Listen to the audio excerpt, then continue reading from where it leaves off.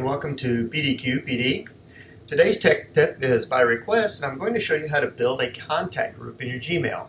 Now, a contact group can be used to combine a number of different email addresses under one heading so that when you send the email, you can just type in the name of the heading, the name of the group, and it includes all those emails. It saves you some time in sending a lot of emails. So let me show you how to do that. First, I am in my Gmail account here.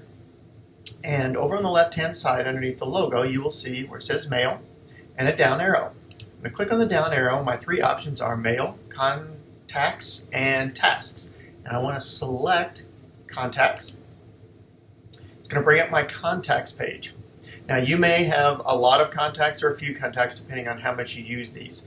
So over here on the left, there's a new contact, and there's a list of contacts. And when you start scrolling, you'll see that it opens up some more options here, and it scrolls over and it selects, and all the way down at the bottom, this is very odd, when you get to the one that says new group, when you scroll over it, it won't highlight that for some reason. I'm not sure what the reason for that is, but nonetheless, if you click on that, it will open up a window that asks you to name the group. So you want to pick a name that's easy enough for you to remember and short enough that it actually does save the time that you're trying to save, but something descriptive so you can, when you want to go to it, it's in the front of your brain. So in this case, I'm just going to type in PDQ test and click OK. Now, the group PDQ test has been created, as you can see here, and then also under My Contacts, now the group PDQ test has been created. So I'm going to click on that group, and the next thing I want to do is I want to add some members. So here where the little person is with the plus sign, if I scroll over it says add to PDQ test. I'm going to do that, and I'm going to start adding people that I want to add. Now in this case, I'm just going to throw in some corporation administration members here just to show you how this works. If I start by typing in the name, since they're in my domain,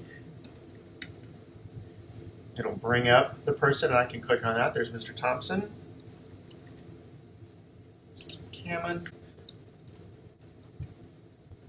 And I'll bring in, there's Mr. Glaze.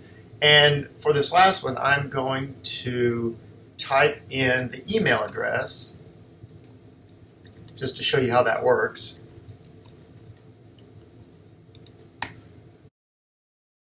Him, Dr. Smith. And then I'll click Add, and you see it's added those 4 contacts to my list.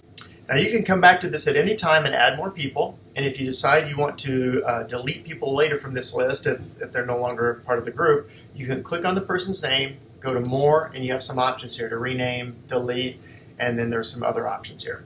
So we're going to leave this as it is for now, and our group's created. Now let me show you how this works. So I'm going to go back to my Gmail,